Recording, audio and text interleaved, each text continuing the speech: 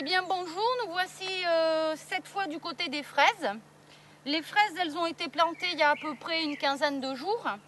Et puis maintenant commence à apparaître ce qu'on appelle les stolons.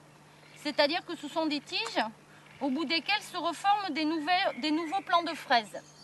Alors, si vous voulez récolter des fraises cet été, il vaut mieux les enlever parce que sinon ça prend la sève du plant de fraises et vous perdrez en quantité de production.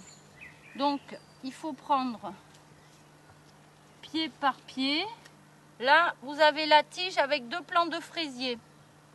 Donc vous regardez d'où part cette tige et on va la couper ici, au départ du pied. Voilà. On regarde les autres morceaux. Ça, c'est une vieille feuille. Là, vous en avez encore, vous voyez. Hop là. Là, ça vient jusque là. Donc, on regarde d'où ça part. Et on coupera là. Là, hop. Celle-là. Ça. Tac. Ça, c'est moche. Et on regarde comme ça régulièrement. Peut-être pas toutes les semaines, mais au moins tous les 15 jours, on surveille. Parce que sinon, on perd vraiment en quantité de production. Par contre, à partir de l'automne, si on veut refaire des plants de fraises, eh bien, il suffira d'en laisser partir quelques-uns.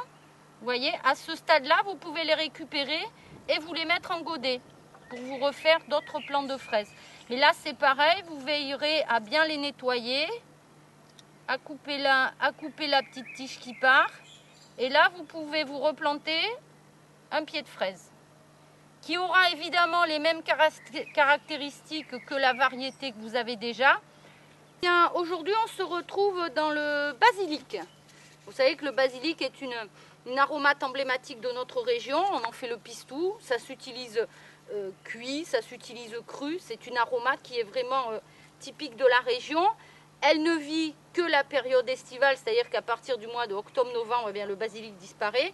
Donc là, on a effectué les plantations il y a à peu près une quinzaine de jours. On a fini d'arroser autour du pied, on a fait les trous, on a mis l'engrais. Et ensuite, éventuellement, on fera encore un sillon au milieu un petit peu plus tard. Alors, si vous voulez de belles feuilles de basilic, ça, celui-là, c'est la variété géante à feuilles de laitue. Donc, c'est pour ça que la feuille, elle est un petit peu cloquée. Et c'est vrai que les feuilles peuvent devenir assez énormes. Alors, pour avoir, on va dire, un maximum de feuilles, ce qui nous intéresse le plus, eh bien, régulièrement, il va falloir couper les fleurs. Alors là, vous avez l'épi de fleurs qui commence à s'ouvrir. Donc, on va pouvoir le couper à ce niveau-là.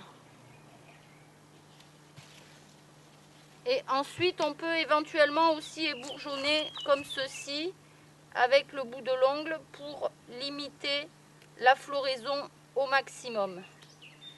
Ça, c'est une action qu'on fait à peu près tous les 15 jours aussi, le temps que la plante se développe et que les épis puissent monter à fleur. Mais régulièrement, essayez d'en enlever un maximum parce que c'est vrai que ça peut perturber la croissance du basilic dans la mesure où, étant donné que quand il fait la fleur, il va monter à graines, vous aurez beaucoup moins de feuilles pour votre pistou. Voilà, vous voyez là, vous avez les fleurs qui commencent à monter. On essaie de les enlever un maximum. Comme ça, la plante fera beaucoup plus de feuilles.